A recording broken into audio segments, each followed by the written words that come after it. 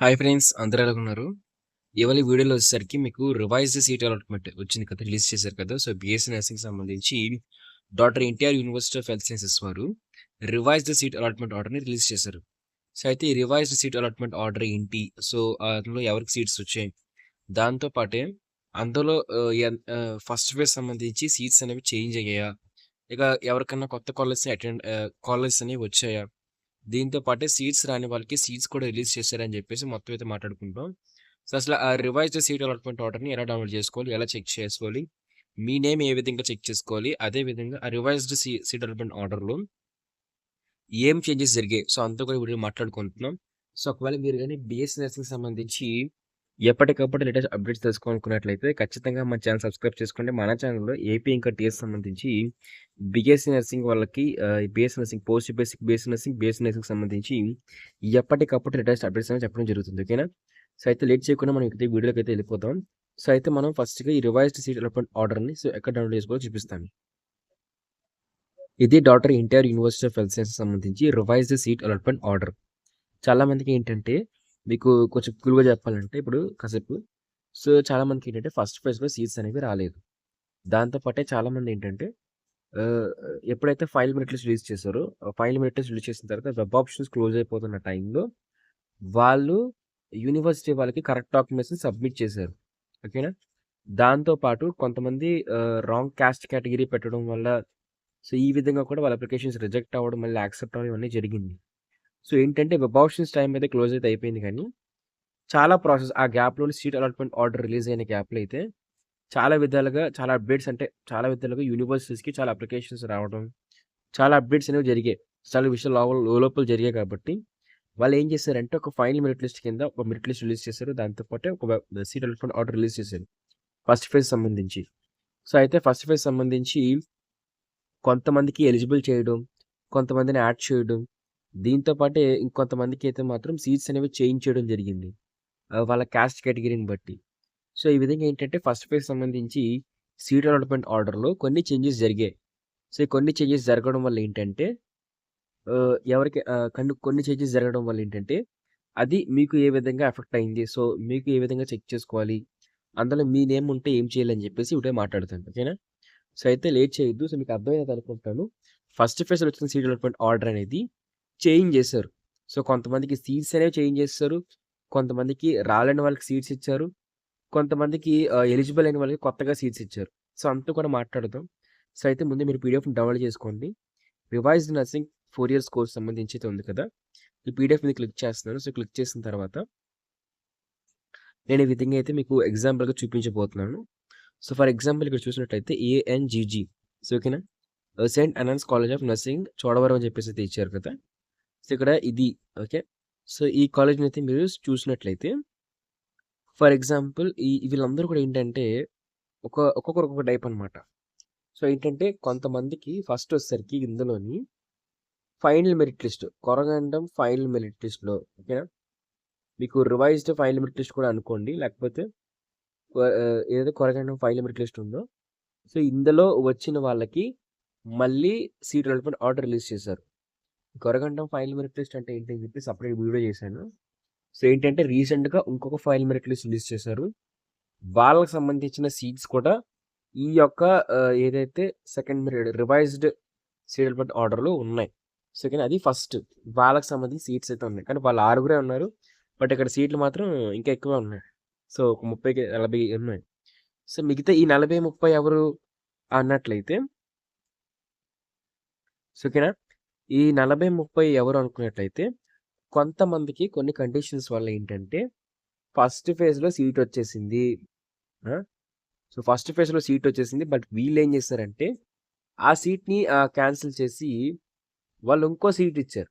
ఇంకో కాలేజ్‌లో వేరే సెకండ్ ఫేజ్ కాకుండానే వీళ్ళేం చేశారంటే, ఇంకో కాలేజ్‌లో ఇప్పుడు మీకు ఒక కాలేజ్ 1 ఫస్ట్ ఫేజ్‌లో వస్తే, ఇప్పుడు వీళ్ళు మీకు కాలేజ్ 2ని అలాట్ చేశారు.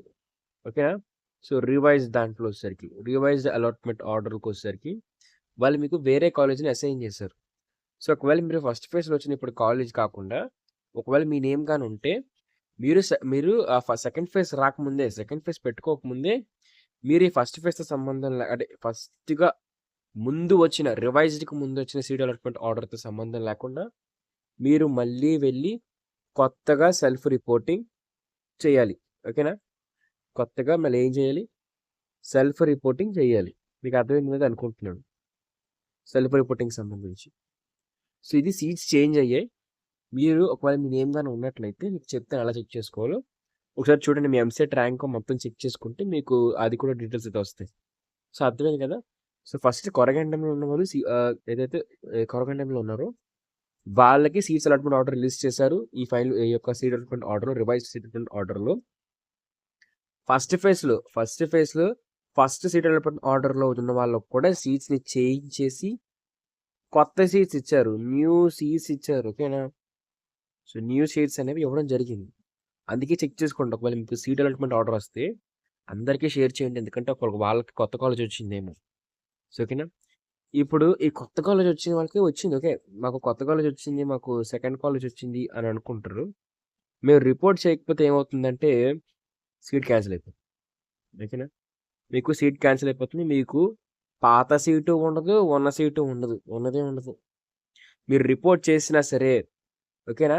మీరు 5థ్ నవంబర్ లోపు రిపోర్ట్ చేసినా సరే, ఇప్పుడు మీకొచ్చిన సెకండ్ కాలేజ్‌లో కూడా మీరు రిపోర్ట్ చేయాలి. రిపోర్ట్ చేయకపోతే అసలు మీకు సీటే ఉండదు ఫస్ట్ ఫేజ్ కౌన్సిలింగ్ సంబంధించి. సో, ఎలా రిపోర్ట్ చేయాలో అంతా కూడా మీకు తర్వాత చెప్తాను. బట్ దీంతో పాటు ఏంటంటే, ఇంకొంతమందికేంటంటే సీట్సే రాలేదు. సో, నో సీట్స్ ఓకేనా? సో, కొంతమందికేంటంటే కంప్లీట్‌గా ఫస్ట్ ఫేజ్ వెబ్ ఆప్షన్స్‌లో సీట్సే రాలేదు. సో, ఓకేనా? వాళ్ళు ఎంప్టీగా అయితే ఉన్నారు. బట్ ఇప్పుడు వాళ్ళకేంటంటే వాళ్ళకి సీట్స్ వచ్చాయి. ఎవరికైతే కొంతమంది సీట్స్ రాలేదో వాళ్ళందరికీ కూడా రివైజ్ చేసి సీట్స్ రాలేని వాళ్ళకి సీట్స్ ఇచ్చారు. ఓకేనా? సో, ఈ ఈ రివైజ్డ్ దాంట్లో అయితే కొంతమందికి సీట్స్ కూడా వచ్చాయి. ఒకసారి చెక్ చేసుకోండి. మీ నేమ్ గాని ఉన్నట్లయితే మీకొచ్చిన కాలేజ్‌కి వెళ్లి రిపోర్టింగ్ చేయండి. మరి రిపోర్టింగ్‌కి లాస్ట్ డేట్ ఎప్పుడు ఇచ్చారని కూడా చూసినట్లయితే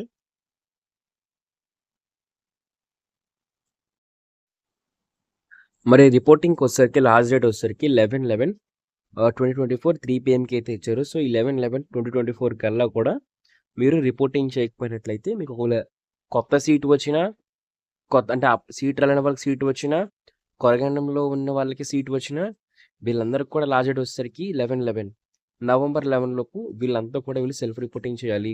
సెల్ఫ్ రిపోర్టింగ్ చేయకపోతే వాళ్ళ సీట్ అనేది క్యాన్సిల్ అయితే అయిపోతుంది. సో, ఇదే వాళ్ళు చెప్పడం అయితే జరిగింది. ఓకేనా?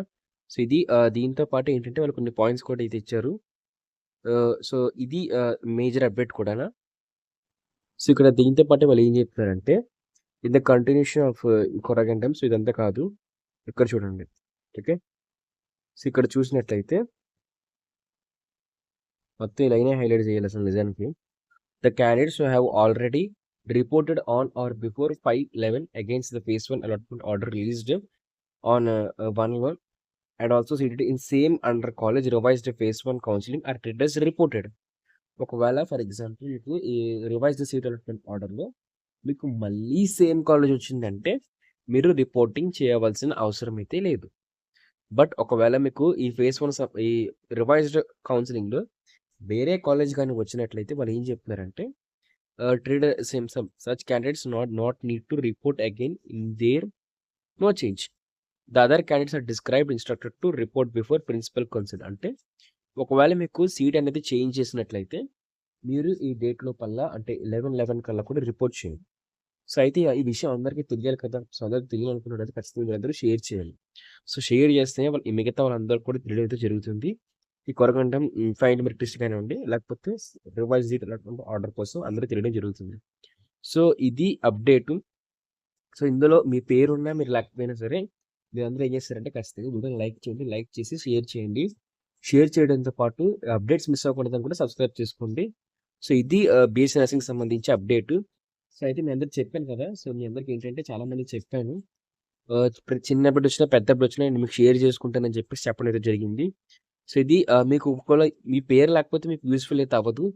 బట్ ఏంటంటే చాలా మందికి మీరు లైక్ చేశారనుకోండి యూట్యూబ్ రికమెండ్ చేస్తుంది. సో, యూట్యూబ్ రికమెండ్ చేయడం వల్ల పేరు ఉండి కూడా ఇలాంటి వీడియోస్ చూడకపోవడం వల్ల తెలియకుండా ఉంటారు కదా! వాళ్ళకి చాలా యూజ్‌ఫుల్ అయితే అవుతుంది. సో, ఇది అప్డేట్ బీఎస్సీ నర్సింగ్‌కి సంబంధించి. అసలు కొరకండం ఫైనల్ మెరిట్ లిస్ట్ అంటే ఏంటి? రివైజ్డ్ ఫైనల్ ఇట్లా సీట్ డెవలప్‌మెంట్ ఆర్డర్‌లో ఎవరికి సీట్స్ వచ్చాయి? వాళ్ళు ఏం చేయాలని జెప్పేసి. సో, ఇది దీంతో పాటు మీకు ఏదైతే క్లాసెస్ ఉన్నాయో, సో, క్లాసెస్ అన్నీ కూడా మీకు 11/11/2024 నుంచి స్టార్ట్ చేయబోతున్నారు. మీకు అర్థమైంది కదా! సో, అదే ఆ రోజుతోనే మీకు సీట్ అలాట్‌మెంట్ ఆర్డర్ క్లోజ్ చేసేస్తారు. సెల్ఫ్ రిపోర్టింగ్‌కి సంబంధించి డాక్యుమెంట్స్ అన్నీ కూడా పట్టుకొనెళ్తే, దీంతో పాటే అదే రోజు మీకు క్లాసెస్ కూడా ఓపెన్ అయితే అవుతాయి. ఇక వచ్చారు కాబట్టి సో, ఏదో మీకు చిన్నది ఎక్స్‌ప్లెయిన్ కూడా చేస్తా. సెకండ్ ఫేజ్ ఎప్పుడొస్తుందంటే, మీకు 11తో క్లోజ్ అవుతాయి కాబట్టి, సో, ఇక్కడ చూస్తారు కదా! యెస్. సో, ఇక్కడ మీకు 11తో క్లాసెస్ అనేవి ఇట్లా స్టార్ట్ అవుతాయి కాబట్టి, సెల్ఫ్ రిపోర్టింగ్ మొత్తం కంప్లీట్ అయిపోతుంది కాబట్టి, సో, మీకేంటంటే మీకు 11 నుంచి కరెక్ట్‌గా 1 వీక్ లోపు second phase seat allotment order అయితే వస్తుంది.